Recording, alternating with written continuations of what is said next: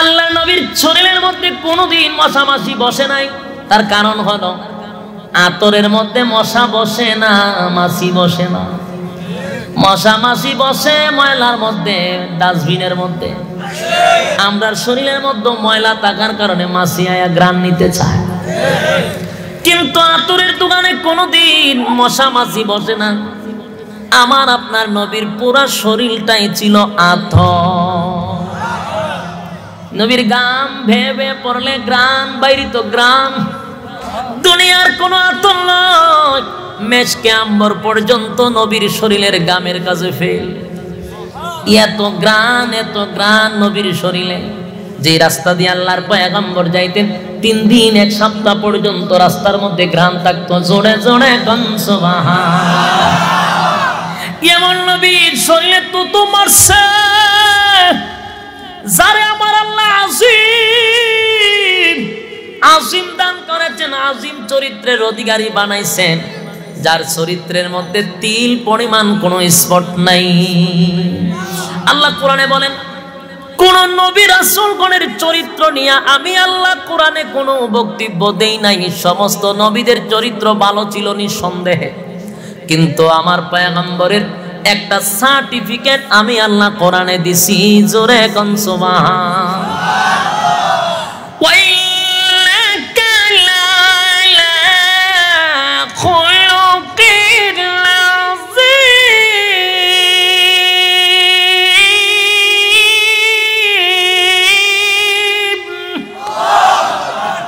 খুলুকে আজিম দান করলো। আরে খুলুকে আজিম দান করছে এমন নবীর চরিত্র পৃথিবীর কোন নবীর চরিত্রের সার্টিফিকেট কোরআনে দেয় নাই। এমন লোকের চেহারার মধ্যে দুধ মাইরা দিল। আল্লাহ বলেন, নিজের মাথায় সে নিজে কোরআনটা মারছে। কিয়ামতের মাঠে নবীর সামনে দাঁড়ায়া এই লোক কিন্তু আফসোস করতে থাকবে।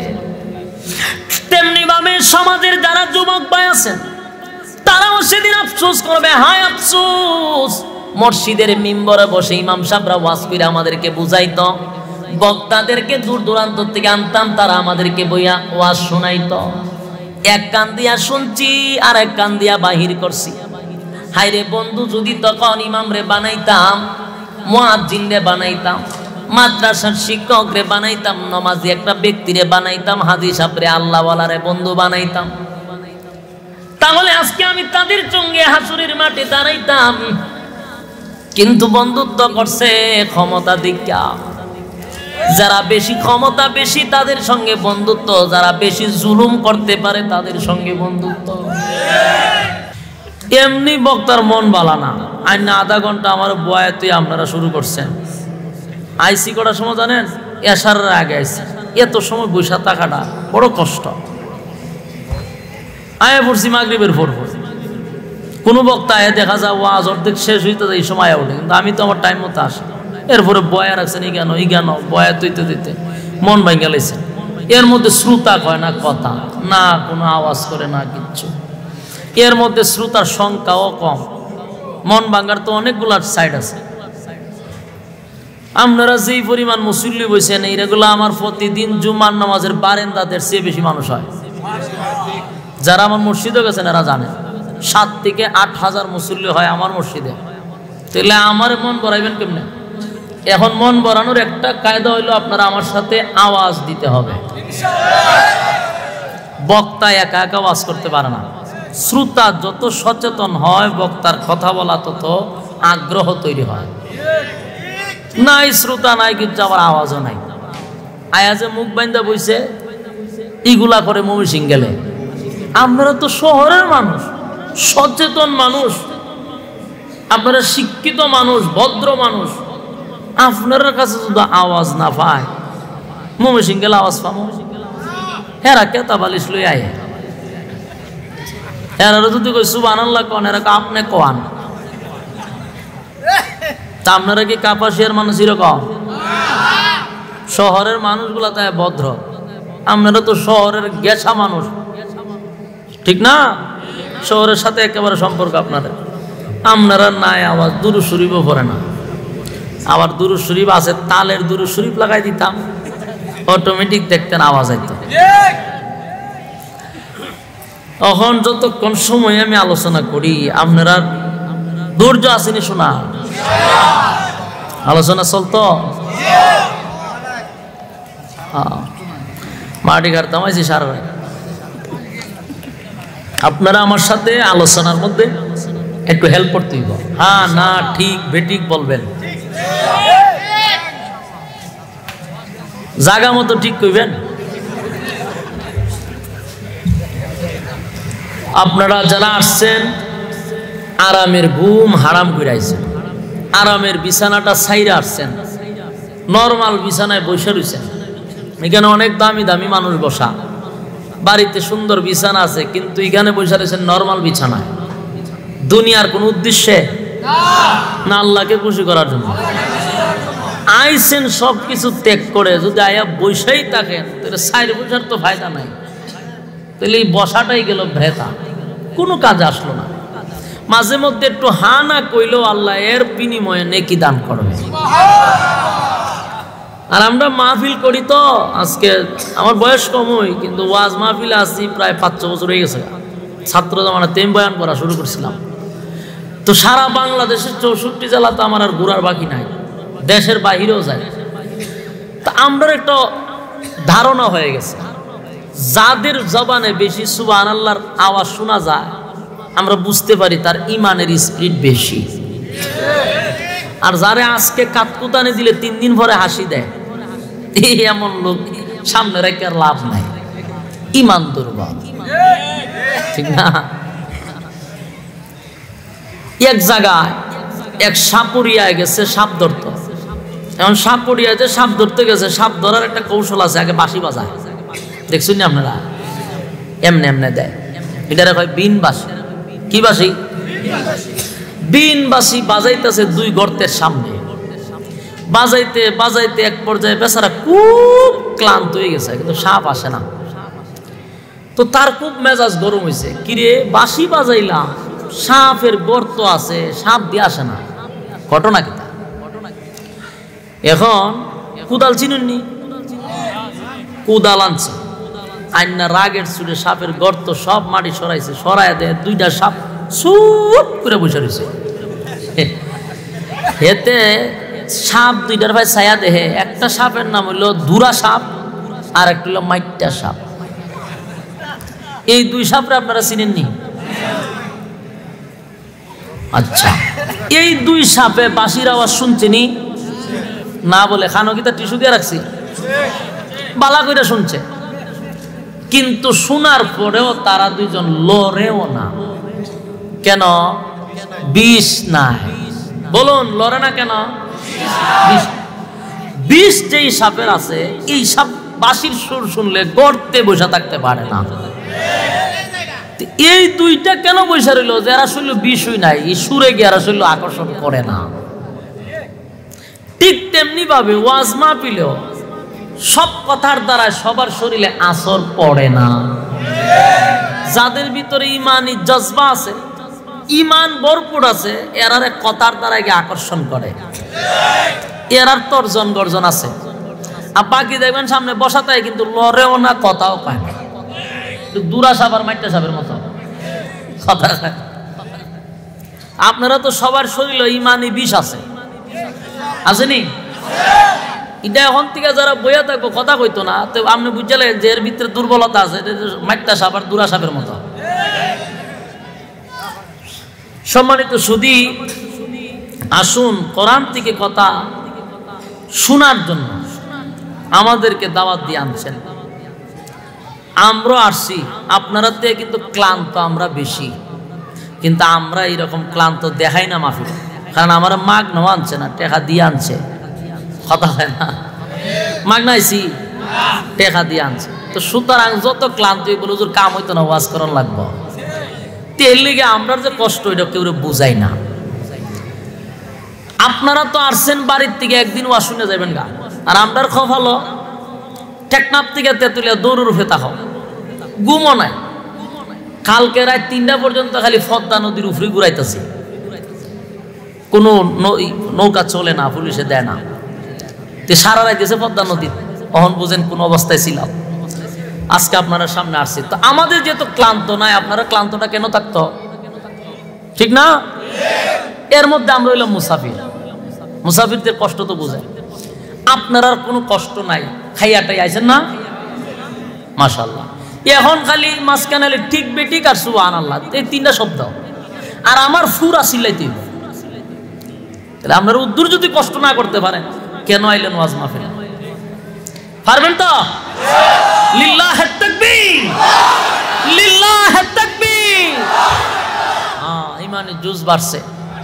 আল্লাহ আপনাদেরকে কবুল করুক, আমিন। মহাগ্রন্থ আল কোরআন থেকে কথাগুলি শোনার জন্য আসছেন।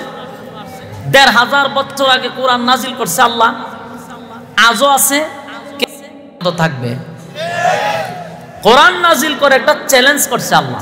চ্যালেঞ্জটা হইল যেই কোরআন কিয়ামত পর্যন্ত আমি রাখবো, মানুষ পড়বে, শুনবে, তোমরা যদি পারো তাহলে একটা ভুল আমাকে দেখায় দাও। এই চ্যালেঞ্জের মোকাবেলা কেউ করতে পারছে? আজ পর্যন্ত বিসমিল্লাহর বাদ থেকে নিয়ে সূরা নাসের সিন পর্যন্ত একটা ভুল কেউ ধরতে পারে নাই, পারবেও না। কথা কেন? পৃথিবীতে পণ্ডিতের অভাব নাই। আমরা দেশেও পণ্ডিত আছে, বুদ্ধিজীবী নামের প্রতিবন্ধী আছে। কত বুদ্ধি, মাথা চুলো থাকে না, বুদ্ধি গুতায় তুলে লায়, কিন্তু এরা কোরআনের ভুল বাই করতে পারে না। ঠিক না? পারবে? পারবে না। কেন পারবে না? আল্লাহ নিজে বলেন, আলিফ লাম মিম।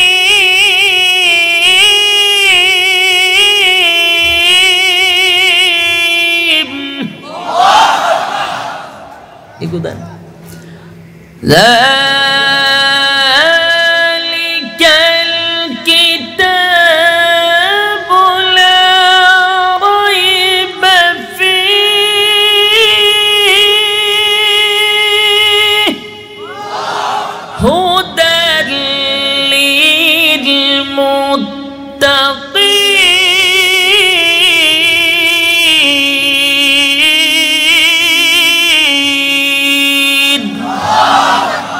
আল্লাহ বলেন, কোরআন আমি নাজিল করছি, এই কোরআনের ভিতরে কোনো ভুল নাই, ভুল আছে সন্দেহ করা যাবে না।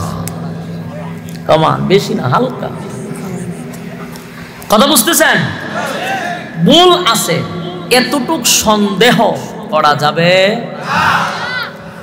গেল একটা। ২ নম্বর চ্যালেঞ্জ, আল্লাহ বলেন কোরআন আমি নাজিল করছি, হেফাজতের দায়িত্বটাও আমি আল্লাহ নিছি। কারো হাতে দেই নাই, দেশের প্রধানমন্ত্রীর হাতেও দেই নাই, ডোনাল্ড ট্রাম্পের কাছেও দেই নাই। রাখছে কার হাতে? হেফাজতের দায়িত্ব আমি আল্লাহর হাতে। সুতরাং আল্লাহ যেখানে দায়িত্ব নিছে, এখানে হাতাহাতি করলে সমস্যা আছে। ঠিক না? সব জায়গায় হাতাহাতি কিন্তু বালা না। একটা লোক সব জায়গায় হালে হাতাহাতি করে, কেউ তাপ্পর মারে, কেউ চর মারে, কেউ ধাক্কা মারে, এই করতে করতে করতে করতে একদিন গিয়ে কারেন্টটা হাত মারছে। কারণ কারেন্টটা যে হাত মারছে, কারণ এত হাতাহাতি করে অভ্যাস, মারছে কারেন্টটা হাত। কারেন্টটা যখন হাত মারছে, কারেন্টটা হায় একটা সুমা দিয়া লই তরে, এমন সুমা দিছে আর সুমা দিয়া সারে না। সমজি লাগে সুমা দিতে, দিয়া লই তরে সারতাম না। সারমো কোন সময়? একবারে সোজা কইরা বলেন, কোন সময় সারে? একবারে আলিফ বানাইয়া এরপরে সারে। এর আগে সারতাম না। তো সব জায়গায় কিন্তু হাতাহাতি বালা না। কারেন্টটা হাত দিলে ছেড়ে দিবনি, যেই সুমা দেয় আর সারে না, তো সারো সোজা আলিফ বানাইয়া। ঠিক না? এই জন্য আমরা সব জায়গায় যেন হাতাহাতি না করি, এটা দায়িত্ব আল্লাহ নিছে। হেফাজতের দায়িত্ব কার? আল্লাহ নিজে বলেন,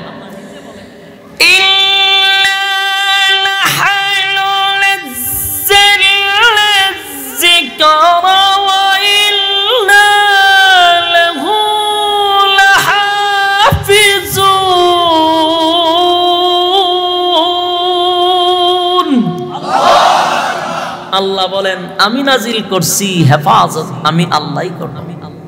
সুতরাং এখানে কেউ পণ্ডিতি করার দরকার নাই। ঠিক না? এরপর আমরা দেখি পৃথিবীর অনেক জায়গায়, যেমন আমাদের পার্শ্ববর্তী এলাকা ত্রিপুরাতে অনেক কোরআন পুইরা ফেলাইছে, মসজিদ পুইরা লাইতেছে। আপনারা কবেন যে আল্লাহ হেফাজত করবো, তো কোরআন শরীফ পড়ে কেমনে? আরে ভাই, তোমরা তো কাগজের কোরআন পড়তেছ, ফুইরা ফুইরা তোমরা বাহাদুরি দেখাচ্ছ। আল্লাহ কয় এটা ফুইরা শেষ করতে না তো, কারণ এটা কাগজের কোরআন, মৃত কোরআন, আমি জিন্দা কোরআন রাখছি, জিন্দা কোরআন। বলুন জিন্দা কোরআন আসেনি? আপনার এই মাদ্রাসার নাম কি? রহমানিয়া মাদ্রাসা। এই মাদ্রাসা তো জিন্দা কোরআন আছে, আছে না নাই? কোরআনে কথা কয়, কোরআনে খানা খায়, কোরআনে ঘুমায়। সুবহানাল্লাহ। আল্লাহ বলেন 30 পারা কোরআন তার সিনার ভিতরে ঢুকায় রাখছে। এই কোরআন ফুরবি কেমনে? এটারই কয় আল্লাহ হেফাজতের দায়িত্ব নিছে। পৃথিবীর সমস্ত কোরআন যদি তুমি ফুরে ছাই করে দাও, এরপরও কোরআন শেষ হবে না। সিনার ভিতরে ঢুকায় রাখছে, সিনার ভিতরে। সুবহানাল্লাহ। সেই কোরআন থেকে আপনারা কথা শোনার জন্য আসছেন। আমি আপনাদের সামনেও সেই মহাগ্রন্থ আল কোরআন থেকে সূরা ফুরকানের 26-27 দুইটা আয়াত কারিমা তেলাওয়াত করছি। আসুন আমরা আলোচনার শুরুতেই জানি আয়াতগুলি কেন নাজিল হইল, সেই বিষয়ে আমরা কিন্তু কথা শুনবো ইনশাআল্লাহ। আর আজকের আলোচনার মেইন বিষয়টা হলো বন্ধু। বলুন আলোচনার উদ্দেশ্য কি? আবার বলুন কি? বন্ধু কোনটা বুঝছেন? বঙ্গবন্ধু না, বন্ধু মানে দুস্থ। দুস্থ আজকের আলোচনা কি? দুস্থ। জোরে কোন আজকের আলোচনা কি? বন্ধু দুস্থ। এই কথাগুলি মনোযোগ দিয়ে শুনলেন। দুস্থের আলোচনা হবে।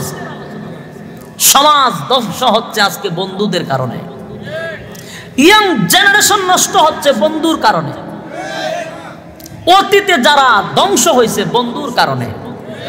কারণ বন্ধু এমন এক জিনিস, যেই বন্ধুর কারণে হয় তুমি জান্নাতি আর না হয় জাহান্নামী। আপনারা ফেরাউনের নাম শুনছেন না? ফেরাউন কিন্তু অত খারাপ ছিল না। ফেরাউনের জীবনে আমি পড়ছি, ফেরাউনার যত খারাপ কাজ করছে ফেরাউনা তার বন্ধু হামান্নার থেকে শূন্য শূন্য করছে। হামান্না বুঝাইছে এমনি কর, এমনি করছে।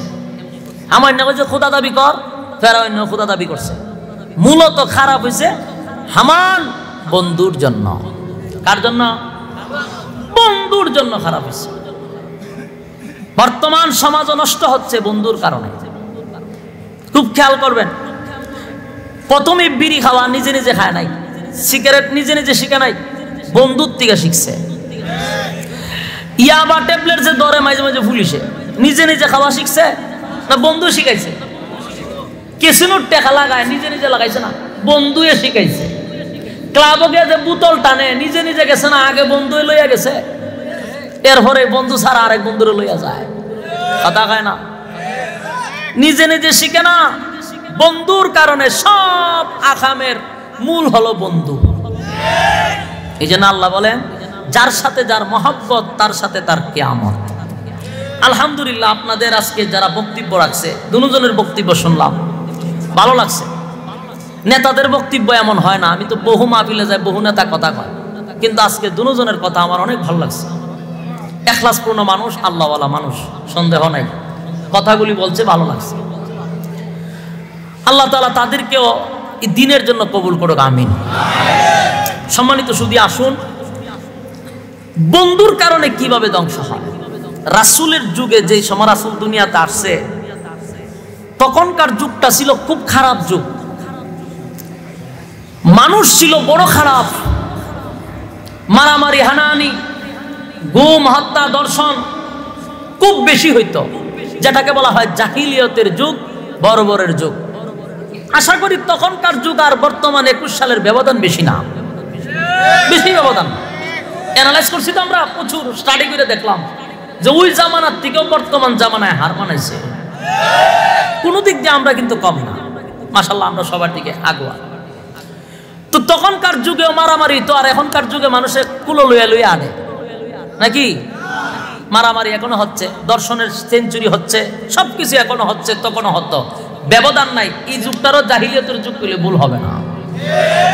আল্লাহ আমাদেরকে ফিতনার থেকে হেফাজত করুক, আমিন। তো খারাপ মানুষের মাঝখানেও কিছু ভালো গুণ ছিল, এখনো অনেক খারাপ মানুষের মাঝখানেও কিছু গুণ আছে। গুণ আছে না? যত খারাপই লোকটা হোক, কোনো না কোনো ভালো একটা গুণ তার মধ্যে পাওয়া যায়, যেই গুণের কারণে আল্লাহ তার সম্মান বাড়ায় দেয়, যেই গুণের কারণে তার ইজ্জত বেড়ে যায়। মানুষ যত খারাপ দেখবেন কোনো না কোনো একটা সাইডে তার একটা ভালো গুণ অবশ্যই আছে। তো তখনকার যুগের মধ্যে কিছু গুণ ছিল, যে গুণটা আল্লাহর কাছে পছন্দ ছিল। এই গুণ যদি আপনার মধ্যে থাকে, আপনি আল্লাহর কাছে দামি, আমার মধ্যে থাকলে আমি দামি, নেতার কাছে থাকলে নেতা দামি। সুবহানাল্লাহ। যে গুণটা তখনকার মক্কা নগরীর বেঈমানদের কাছে ছিল, গুণ ছিল, গুণ, ভালো গুণ। ভালো গুণ কি? তারা মানুষকে খানা খাওয়াইতো। সুবহানাল্লাহ আসেনি? মানুষকে খাবার খাওয়াইতো, অথচ বেঈমান ছিল কিন্তু মানুষকে খাবার খাওয়াইতো। আর এই খাবার খাওয়ানোটা আল্লাহর কাছে বড় পছন্দ। মেহমানদারি করা, এটা আল্লাহর কাছে পছন্দ। আপনি যদি মেহমানদারি করান, একজন ক্ষুধার্ত ব্যক্তিকে খাবার খাওয়ান, এটা যে সওয়াব, এটা আপনাদেরকে অন্যান্য বিভিন্ন নেকির মধ্যে এটা অন্যতম একটা নেকি, যেটা আল্লাহর কাছে অনেক পছন্দ, যেটার কারণে বন্দার ইজ্জত বেড়ে যায়, যেটার কারণে বন্দার বরকত বেড়ে যায়। তো তাদের মধ্যে গুণটা ছিল মেহমানদারি করা। তো ব্যবসায় যদি লাভ হইতো,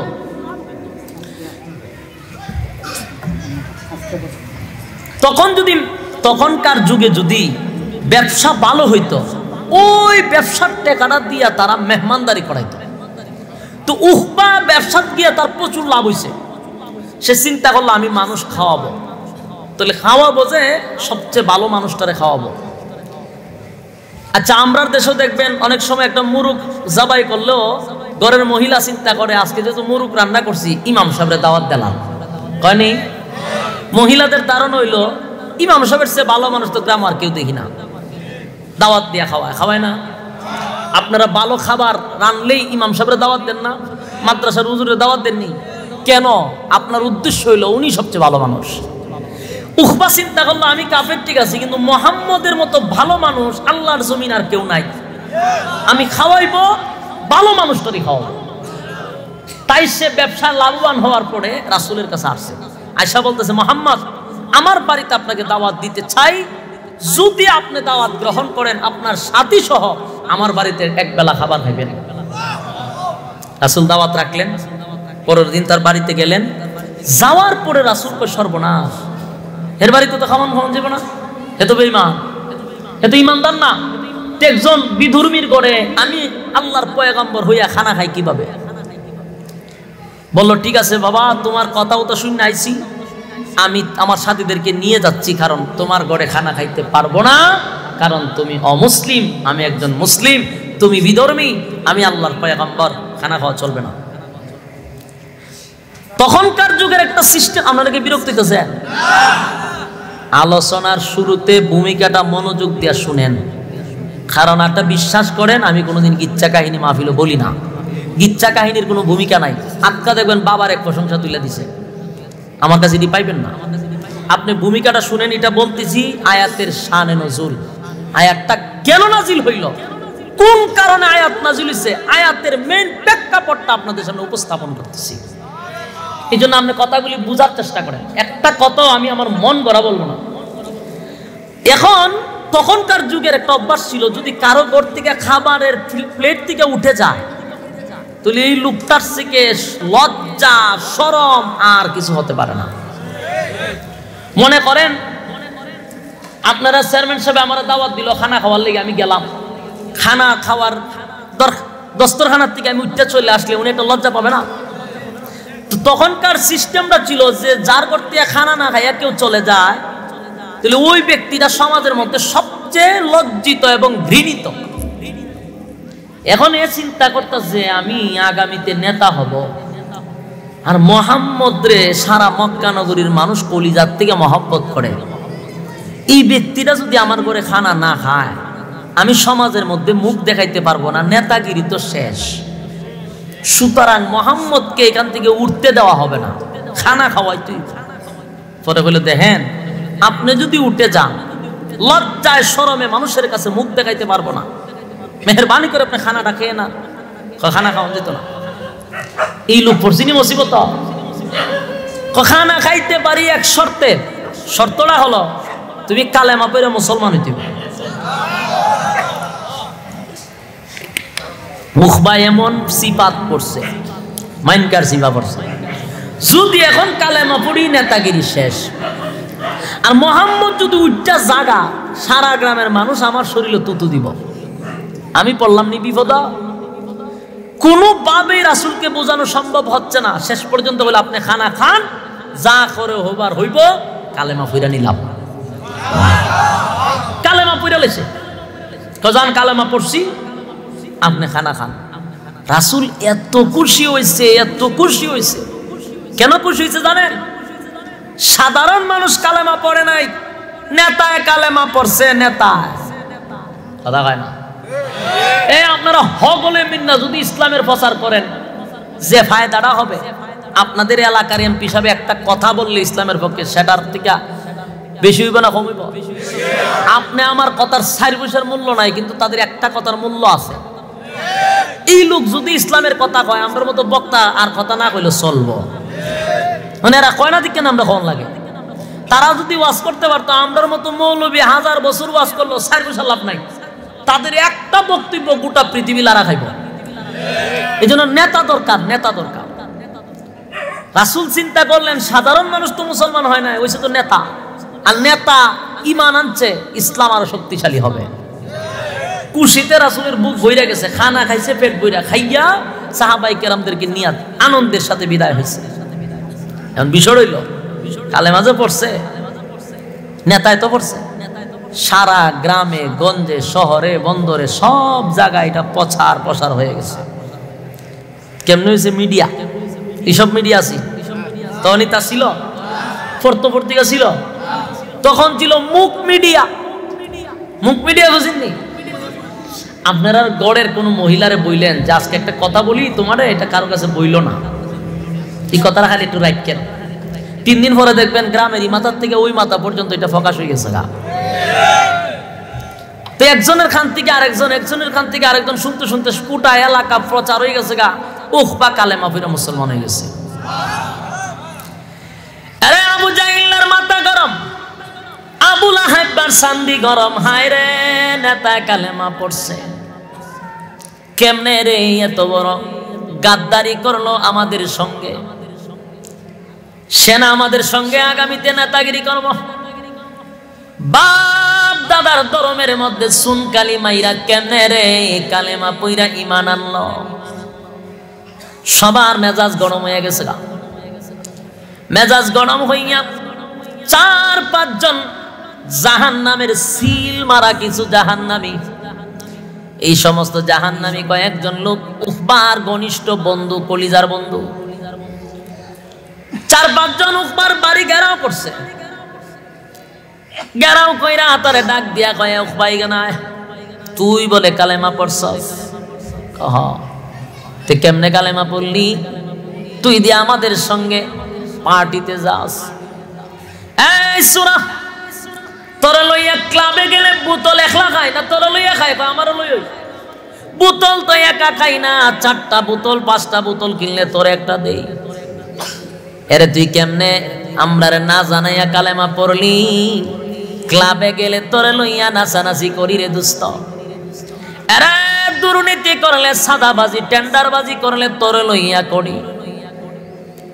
আমাদের দুর্নীতির একটা ভাগ তোর কাছে অটোমেটিক খামের ভিতরে চলে যায়। তাহলে তুই যে কালেমা পড়লি আমরারে জানাইয়া পড়লি না, তুই আগামীতে নেতা হবি, আমাদেরকে না জানাইয়া কালেমা পড়ছস, পরিণতি ভালো হবে না। কিন্তু 4-5 জন বন্ধু মিল্লা তার উপরে অ্যাকশন নিছে। কালেমা কেন পড়লি?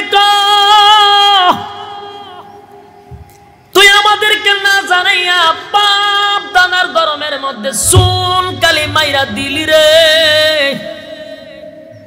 আমাদেরকে না জানাইয়া কালেমা পড়লি। আজকের থেকে তোরে আমরা বন্ধুরা মিলা তোরে বয়কট করলাম, আর কোনো দিন আমাদের সমাজে তুই আসবি না, ক্লাবে যাইবি না, বোতল তরলি আর টানবো না, নাচানাচি সব বন্ধ, আমরা আলাদা চলবো, তোর সাথে আমাদের কোনো সম্পর্ক নাই, তোরে আমরা বয়কট করলাম। বন্ধুরা মানববন্ধন করছে, হেরলে আর চলন যেত না। এই উখবা চিন্তা পড়ে গেল, সব বন্ধু একে একে আমারে চাইরা চলে যায়, কেমনে চলবো, নেতা কেমনে হইব। শেষ পর্যন্ত সে ডাক দিয়া কয়, দোস্ত রে আমারে চাইরা যাইস না, আমি কালেমা পড়ছি কথাটি, কিন্তু আমি তো আবু বকরের কালেমা পড়ি নাই। নাউজুবিল্লাহ বারে কি কয়, আমি কালেমা পড়ছি কিন্তু আবু বকরের কালেমা পড়ি নাই। আমি কালেমা পড়ছি কৌশলের কালেমা, রাজনীতির কালেমা পড়ছি, পলিটিক্সের কালেমা পড়ছি। ইজ্জত বাঁচাইবার লাগে আমি কালেমা পড়ছি, আমি আবু বকরের কালেমা পড়ি না। আমি তো পলিটিক্সের কালেমা পড়ছি। সুতরাং তোরা যদি আমার চাইরা চলে যাস, বলস না আমি নেতা কেমনে হইব। ওহ, এখানে আসিল উমাইয়া জাহান্নামের সিল মারা একটা কীট। এ কয়, তুই যে আবু বকরের কালেমা পড়ছত না, এটা কেমনে বুঝবো? কয়, আমি তোদের সামনে কালেমা ত্যাগ করলাম। বলে না না, এইভাবে বললে তো হবেই না, কারণ আমরা জানি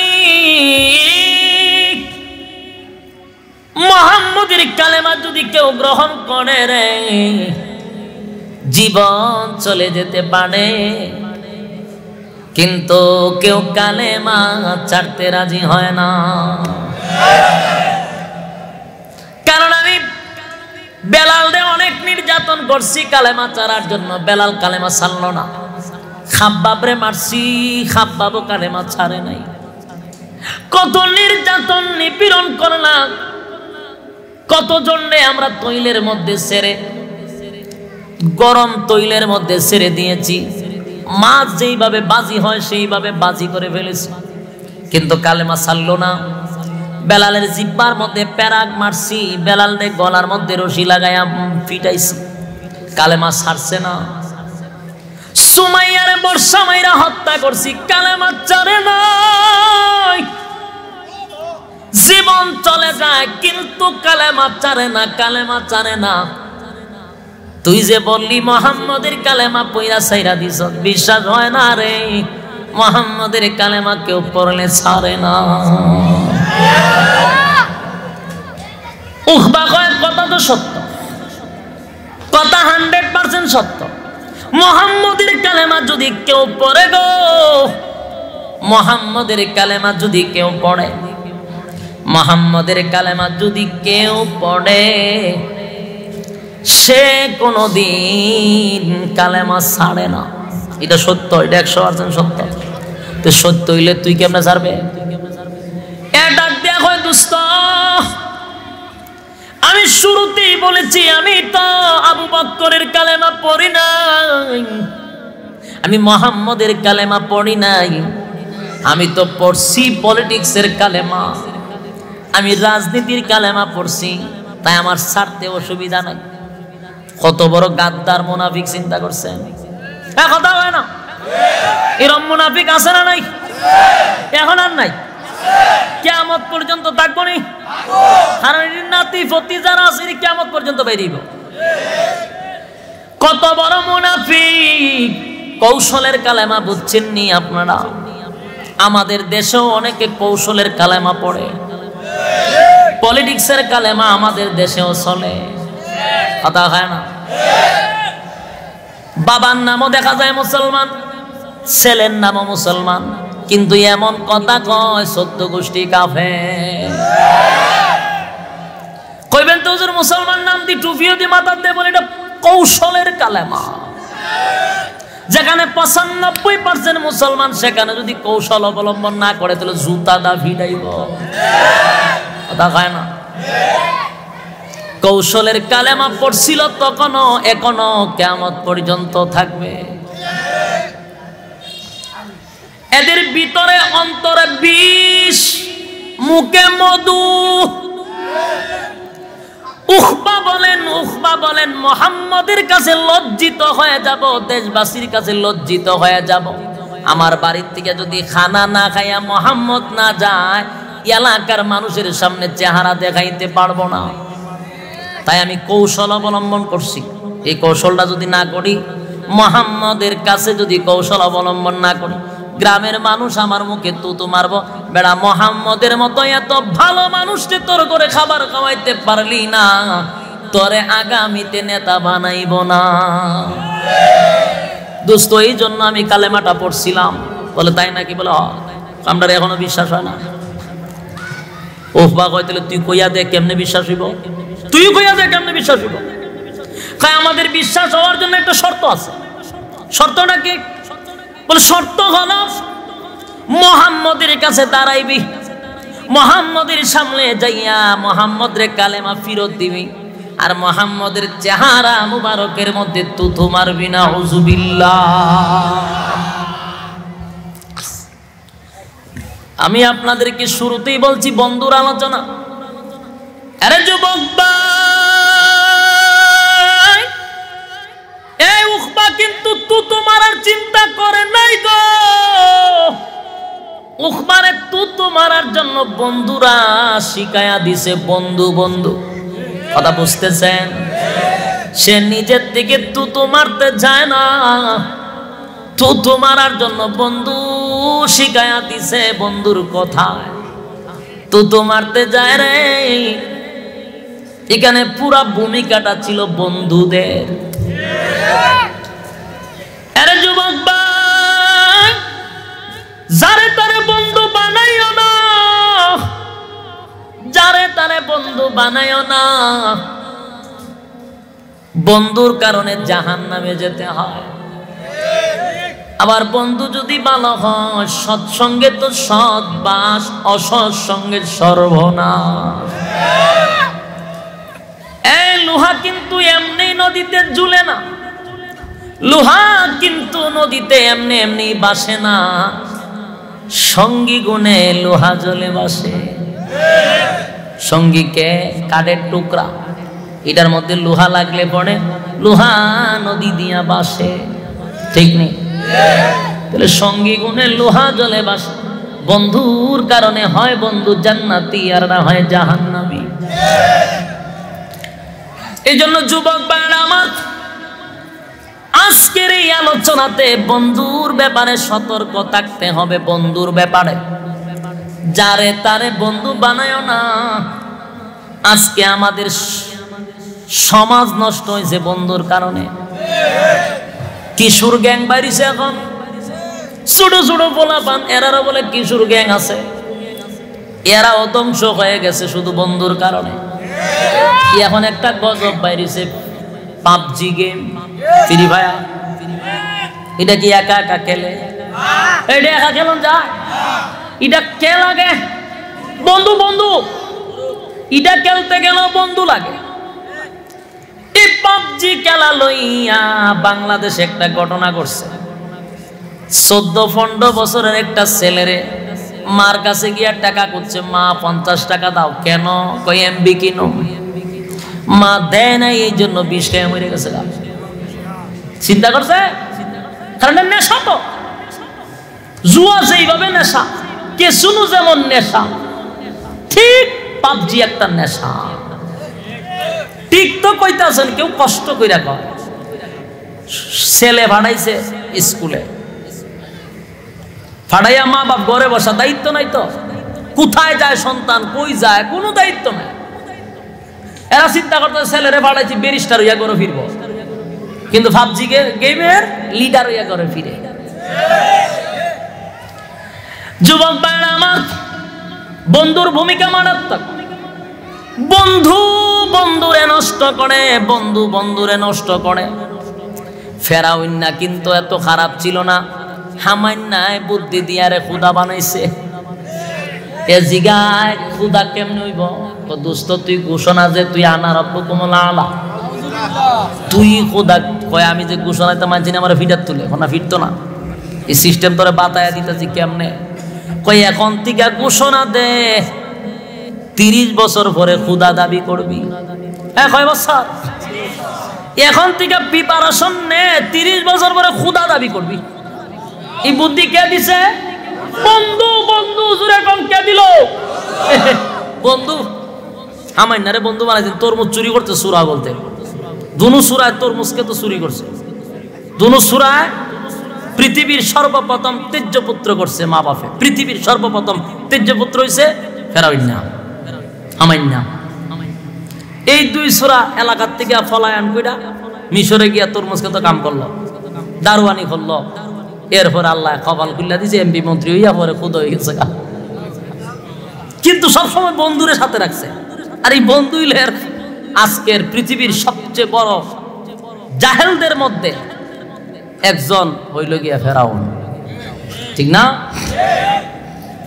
30 বছর আগে কই তুই এক কাজ করবে, মাদ্রাসা মসজিদ সব বন্ধ করে দেয়।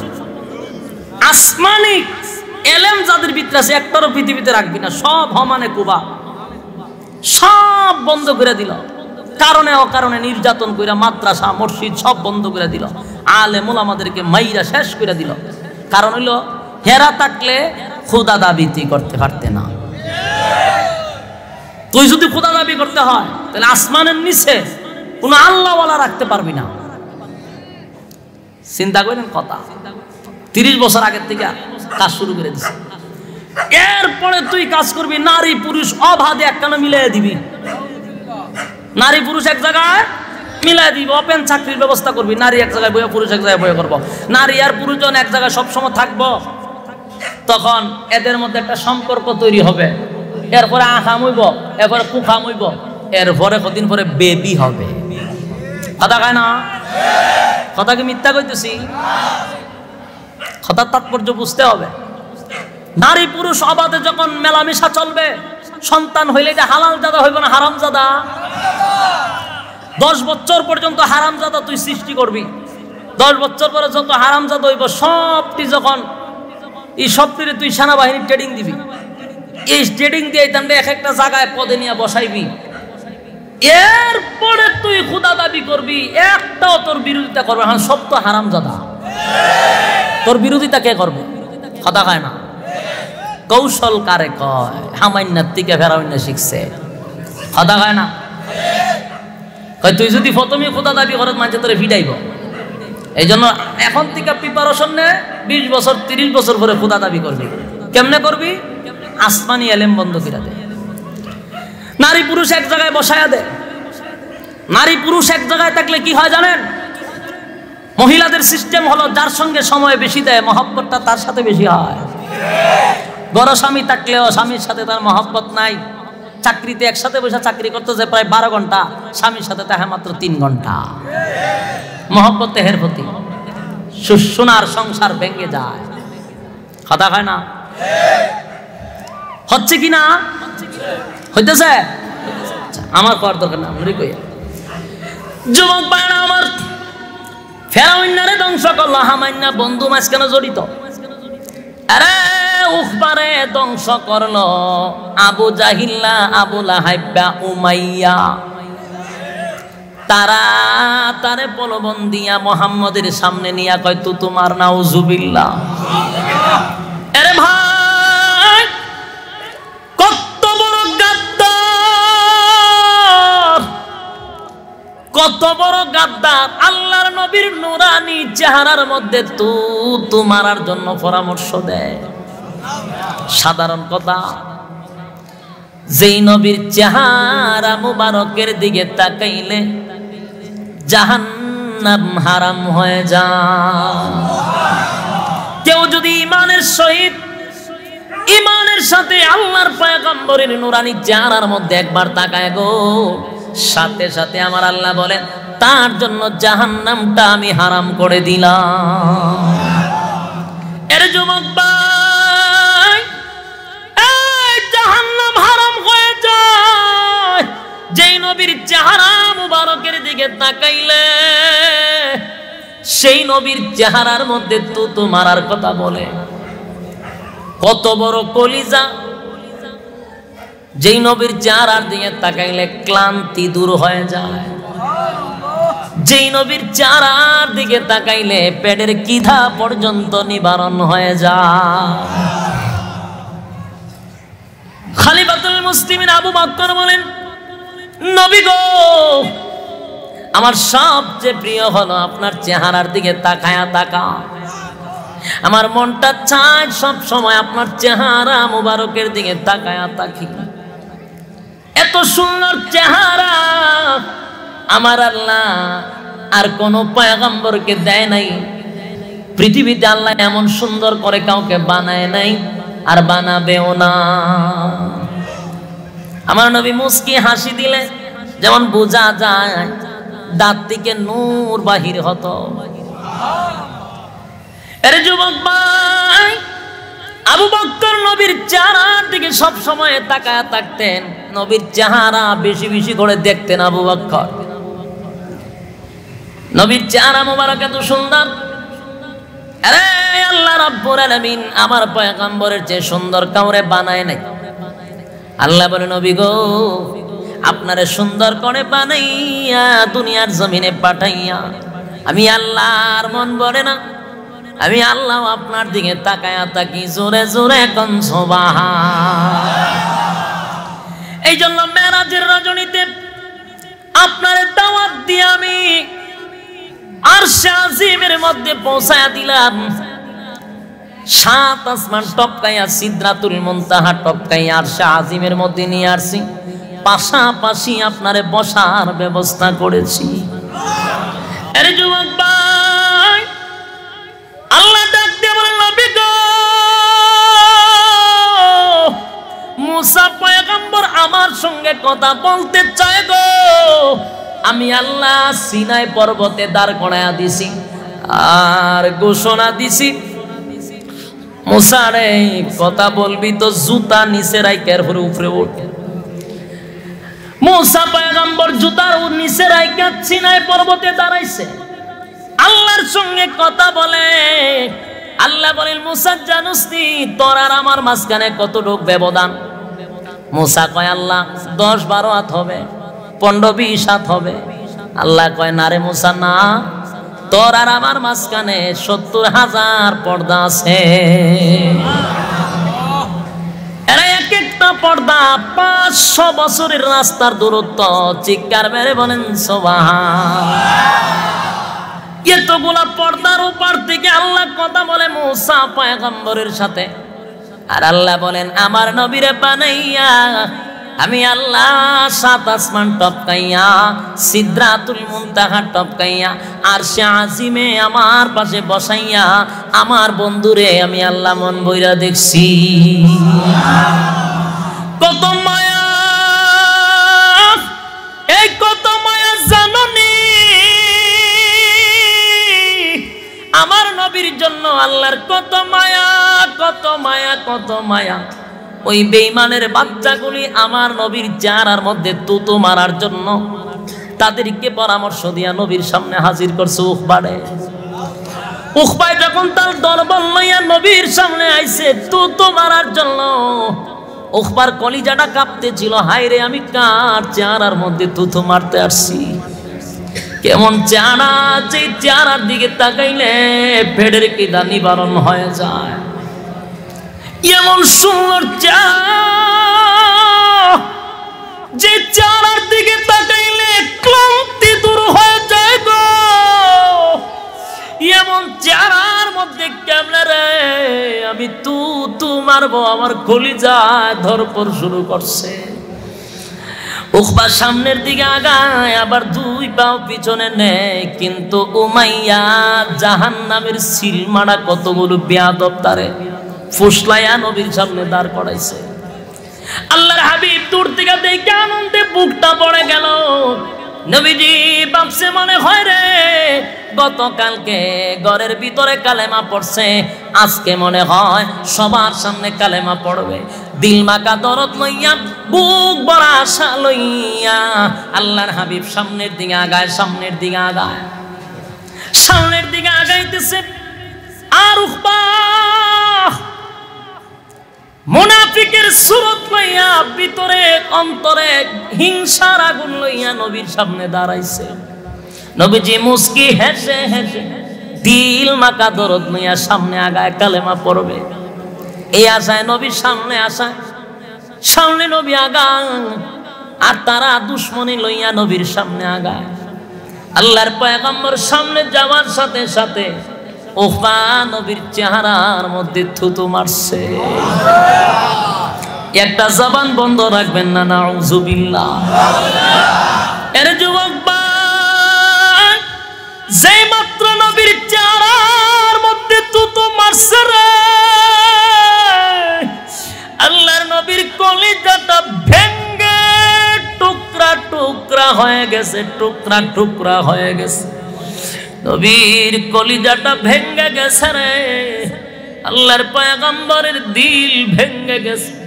কত আশা লইয়া সামনে গেছিল কালেমা পড়াইবে, কিন্তু আল্লাহর নবীর সামনে আইসা নবীর বরকতি চেহারার মধ্যে থু মাইরা দিছে। নবীর চোখ দিয়া পানি পড়ে আর কান্দে, আর কলিজাটা ভেঙ্গে গেল। নবীজি ডাক দিয়া কয়, উকবারে কি করলি, কি করলি, কি করলি, কি করলি? গতকালকে নিজের হাতে তোরে জান্নাতের টিকেটটা দিছিলাম আমি, আজকে নিজের হাতে জাহান্নামের টিকেটটা নিলি। আমি নবীর চেহারার মধ্যে তুতো মাইরা দিলি। নবীর কলিজাটা ভেঙ্গে গেছে, নবী কান্না শুরু করছে। আল্লাহর হাবিব কান্দে, কাঁদতে কাঁদতে নবী বেহুশ হয়ে যায়। উকবা কয়, মুহাম্মদ আমি কৌশলের কালেমা পড়ছিলাম, বিপদে পড়লাম, আজকে তোমার কালেমা তোমার কাছে ফেরত দিলাম। এই কথা বলে তার দল বল নিয়ে চলে যায়। নবী গইরায়া কান্দে আর কয়, হায় রে, জান্নাতের টিকেট দিলাম রে, জান্নাতের টিকেটটা ফিরাইয়া দিলি। নবীজি কান্দেন রে। আল্লাহর পক্ষ থেকে জিবরাইল আলাইহিস সালাতু ওয়াস সালাম নবীর সামনে এসে বলে, নবী গো কান্দেন না গো নবী, আপনি কান্দেন না, আপনার কান্না আমার আল্লাহ বরদাস্ত করে না গো নবী, আমার আল্লাহ আপনার কান্না বরদাস্ত করে না। আগে নবীজি কান্দেন না, আপনার কান্না আল্লাহ বরদাস্ত করে না। আপনারে তু মাইরা আপনার ক্ষতি করছে না, বরং তার নিজের মাথায় সে কুড়াল মারছে গো নবী, নিজের মাথায় নিজে কুড়াল মাইরা দিছে। আপনি নবীর ক্ষতি করে না, আপনি কান্দেন না। আল্লাহ রাব্বুল আলামিন আয়াত নাজিল করে দেয়। কোন আয়াত জানেননি? যে আয়াত আমি আপনাদের সামনে তেলাওয়াত করেছিলাম, আপনাদেরকে বলেছিলাম আয়াতটা কেন নাজিল হইল, কোন কারণে নাজিল হইল। এই হইল শানে নজুল। ঠিক এই মুহূর্তে জিবরাইল আমার তেলাওয়াতকৃত আয়াতগুলি নাজিল করে দেয়। সুবহানাল্লাহ কইবেন।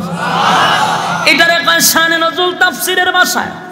এই মুহূর্তে জিবরাইল আয়াতগুলি নিয়ে আসে, যে আয়াত আমি আপনাদের সামনে তেলাওয়াত করেছি। ওয়ায়াউমা ইয়া'আদ্দুয যালিমু আলা ইয়াদাইহি ইয়াকুলু ইয়া লাইতানি ইত্তাখাযতু মা'আর রাসূলি সাবিলা। আগে নবীজি কান্দিলাম, আপনি স্মরণ করেন সেই দিনের কথা। কোন দিনের কথা? যেদিন আপনার সামনে আল্লাহ রাব্বুল আলামিন সেই সমস্ত জাহান্নামীদের, সিল মারা জাহান্নামীদেরকে দাঁড় করাইবে। যেদিন মালিক ইয়াউমিদ্দিন, আল্লাহ বিচারক হবে গো, আল্লাহ বিচারক হবে, বিচারক হবে। সেদিন আপনার সামনে তাদেরকে আপনার সামনে দাঁড় করায়া দিবে। আপনি দাঁড়াইবেন। এই সমস্ত উকবা, উতাইবা, উমাইয়া, আবু জাহেল, আবু লাহাব, তাদেরকে আপনার সামনেই দাঁড় করাবে। পরিণতি আপনি নিজেই দেখবেন। আপনি আফসোস করেন না, কাঁদেন না। নিজের মাথায় তারা নিজে কুড়াল মারছে। সেই দিনের কথা স্মরণ করেন। আল্লাহ সান্ত্বনা দেয়, নবী গো সেদিন দাঁড় করাবো। সেদিন তারা দাঁড়াইয়া কুশারের মতো হাতগুলি চাবাইতে থাকবে। কুশার চিনেননি? গ্যান্ডারি চিনেননি? ইগুলা যেইভাবে চাবায়, কামড়ায়, ঠিক এইভাবে চাবাইতে চাবাইতে হাতগুলি কড়ি পর্যন্ত কামড়াইব। আর খালি কইব আফসোস, আফসোস, আফসোস, কি করলাম, কি করলাম, দুষ্ট বন্ধুদের পাল্লায় পড়ে। আরে যুবক ভাই, দিলের কান্না সেদিন তার আফসোস করবে গো। কি করলাম কি করলাম দুষ্ট বন্ধুদের পাল্লায় পড়ে রে মুহাম্মদের মতো একটা বন্ধু পাইয়া দুষ্ট বন্ধুর কারণে হারাইলাম। হাত কামড়াবে আর চিৎকার দিবে। পরের আয়াতে আল্লাহ বলেন ইয়া ওয়াইলাতা লাইতানি লাম আত্তাখিয ফুলানান খলিলা। আয়াতগুলি নাজিল করে আল্লাহ বলেন নবী গো কিয়ামতের মাঠে তারা বলবে আফসোস আফসোস, হায়রে সেদিন যদি আবু জাহিল্লারে, আবু লাহাবরে, উমাইয়ারে বন্ধু না বানাইতাম, মুহাম্মদের মতো বন্ধু পাইয়া আমি বন্ধু হারাইলাম। আজকে এই পরিণতি আমার হইল শুধু বন্ধুর কারণে। বলুন বন্ধুর কারণে কোথায় গেল? জাহান্নামে। জুড়ে কয় না। সমাজের যুবক ভাইদেরকে বলি বন্ধুর কারণে আজকে সমাজ নষ্ট। আমরা যারা বন্ধু বানাইব সাবধান সাবধান, বন্ধুর ক্ষেত্রেও কিন্তু যাচাই বাছাই করতে হবে। যারে তারে বন্ধুত্ব করব না, কথা হয় না। যার তার সাথে বন্ধুত্ব করব না, যারে তারে বন্ধু বানাইব না। বন্ধু বানানোর সময় তারে যাচাই বাছাই করতে হবে। আমি কোন সুদখোররে বন্ধু বানাইব না, কোন ঘুষখোররে বন্ধু বানাইব না। বেনামাজির সঙ্গে বন্ধুত্ব হবে না, ঘুষখোরের সঙ্গে বন্ধুত্ব হবে না, দুর্নীতিবাদের সঙ্গে বন্ধুত্ব হবে না, টেন্ডারবাজি সাদাবাজি করে এমন লোকের সঙ্গে বন্ধুত্ব হবে না, কথা হয় না। আর যদি বন্ধুত্ব করো কিয়ামতের মাঠে দাঁড়াই একটা চিৎকার দিয়া বলবা মালিক আমি কোনোদিন সুদ খাই নাই, ঘুষ খাই নাই গো, নামাজি ছিলাম, কিন্তু আমার পাশে বেনামাজি কেন দাঁড়ায় আছে, আমার পাশে সুদখোর কেন দাঁড়িয়ে আছে, ঘুষখোর কেন দাঁড়িয়ে আছে। আল্লাহ বলে বান্দা রে নিজে ঘুষ খাস নাই, নিজে সুদ খাস নাই, কিন্তু ঘুষখোর আর সুদখোর আর বেনামাজি তোর ঘনিষ্ঠ বন্ধু ছিল। তাই যার সাথে যার মহাব্বত তার সাথেই তার কিয়ামত। যুবক ভাইরা আমার বিরক্ত লাগতেছে, আপনারা বুঝতে পারছি লড়াচড়ার মাধ্যমে। আমিও শেষ করে দিচ্ছি। লম্বা সময় বয়ান করার সিস্টেম না, কারণ সময় আগে শেষ হয়ে গেছে। আপনারা যদি বিরক্ত লাগে তাহলে আমার আরো ভালো, কিন্তু কথাটা ফিনিশিং দিয়া দেয়। আর 5টা মিনিট বসেন, একটু মনোযোগ দিয়ে শুনেন। বন্ধুর কারণে পরিণতিটা কি হইল? ভয়াবহ, কথা বলেন ঠিক কিনা? এই আমরা বন্ধু বানাইবো বড় যাচাই বাছাই কইরা। শেষ কথাটা হলো উখবা কিন্তু নিজের থেকে তুতু মারতে যায় না, বন্ধুরা মারাইছে। বন্ধুর কারণে তুতু মারল আর জাহান্নামের টিকিট লইয়া সে চলে গেল। যুবক ভাইরা আমার কেমন নবীর চেহারার মধ্যে তুতু মারছে রে, যেই চেহারার মধ্যে কোনোদিন একটা মশা মাছি বসতো না। সুবহানাল্লাহ কি পরে কইবেন? আপনারা আসলে মশা মাছি বয় না? সুবহানাল্লাহ যেভাবে কইছেন বোঝা যায় আপনারা আসলে বয় না। আল্লাহ নবীর শরীরের মধ্যে কোনোদিন মশা মাছি বসে নাই। তার কারণ হলো আতরের মধ্যে মশা বসে না, মাছি বসে না। মশা মাছি বসে ময়লার মধ্যে, ডাস্টবিনের মধ্যে। আমরা শরীরের মধ্যে ময়লা থাকার কারণে মাছি আয়া গ্রান নিতে চায়, কিন্তু আতরের দোকানে কোনোদিন মশা মাছি বসে না। আমার আপনার নবীর পুরা শরীরটাই ছিল আতর। নবীর গাম ভেবে পড়লে গ্রাম বাইরিত গ্রাম। দুনিয়ার কোন আতর নয়, মেশকে আম্বর পর্যন্ত নবীর শরীরের গামের কাছে ফেল। এত গ্রান নবীর শরীরে। যে রাস্তা দিয়ে আল্লাহর পয়গম্বর যাইতেন 3 দিন 1 সপ্তাহ পর্যন্ত রাস্তার মধ্যে ঘ্রাণ থাকতো। জোরে জোরে গান সুবহানাল্লাহ। এমন নবীর শরীরে তুতু মারছে যারে আমার আল্লাহ আজিম দান করেছেন, আজিম চরিত্রের অধিকারী বানাইছেন, যার চরিত্রের মধ্যে তিল পরিমাণ কোনো স্পট নাই।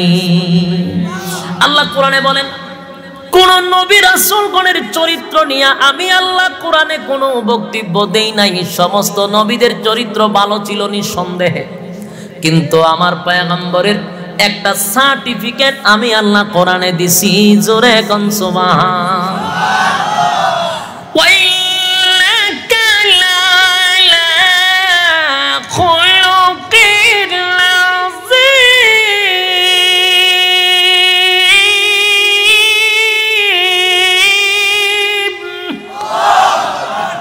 খুলুকে আজিম দান করলো, আরে খুলুকে আজিম দান করছে এমন নবীর চরিত্র পৃথিবীর কোন নবীর চরিত্রের সার্টিফিকেট কোরআনে দেয় নাই। এমন লোকের চেহারার মধ্যে দুধ মাইরা দিল। আল্লাহ বলেন নিজের মাথায় সে নিজে কোরআনটা মারছে। কিয়ামতের মাঠে নবীর সামনে দাঁড়ায়া এই লোক কিন্তু আফসোস করতে থাকবে। তেমনি ভাবে সমাজের যারা যুবক ভাই আছেন তারাও সেদিন আফসোস করবে, হায় আফসোস। মসজিদের মিম্বরে বসে ইমাম সাহেবরা ওয়াজ করে আমাদেরকে বুঝাইতো, বক্তাদেরকে দূর দূরান্ত থেকে আনতাম, তারা আমাদেরকে বইয়া ওয়াজ শোনাইতো। এক কান দিয়া শুনছি আর এক কান দিয়া বাহির করছি। হায়রে বন্ধু, যদি তখন ইমাম রে বানাইতাম, মুয়াজ্জিন রে বানাইতাম, মাদ্রাসার শিক্ষক রে বানাইতাম, নমাজি একটা ব্যক্তিরে বানাইতাম, হাদিস সাহেবরে আল্লাহওয়ালারে বন্ধু বানাইতাম, তাহলে আজকে আমি তাদের সঙ্গে হাসুরের মাঠে দাঁড়াইতাম। কিন্তু বন্ধুত্ব করছে ক্ষমতা দিকা। যারা বেশি ক্ষমতা বেশি তাদের সঙ্গে বন্ধুত্ব, যারা বেশি জুলুম করতে পারে তাদের সঙ্গে বন্ধুত্ব। আল্লাহ কয় মহব্বতটা বেশি, কিয়ামতের মাঠে তোর সঙ্গে দাঁড় করাবো, চিন্তা করিস না। জাহান্নামে একা কেন যাবি, তারে লইয়া যাবি। ঠিক কিনা বলে? এ বন্ধু কারে বানাইব? আল্লাহ ওয়ালা নামাজিরে দিকে বানাবো, কথা খায় না। বন্ধুর কারণে বন্ধু ধ্বংস খায়। সিগারেট এমনি এমনি খায় না, বন্ধু এক টান দুই টানের আগে খাওয়ায়। এখান থেকে শিখে, ঠিক কিনা? যত আকাম কুকামের পিএইচডি করছে পুরা সার্টিফিকেট এরে ধরায়া দেয়, আস্তে আস্তে ট্রেডিং এ রাখে, পুরা ফাঁকা পুক্তের মতো বানায়। সাবধান, বন্ধুর বেলায় সতর্ক থাকতে হবে, ঠিক কিনা? এই মহব্বত রাখবো আল্লাহওয়ালাদের প্রতি, নামাজি ব্যক্তির উপরে, ঠিক কিনা? আর মহব্বত থাকবে মসজিদের মধ্যে, মহব্বত থাকবে মাদ্রাসার প্রতি।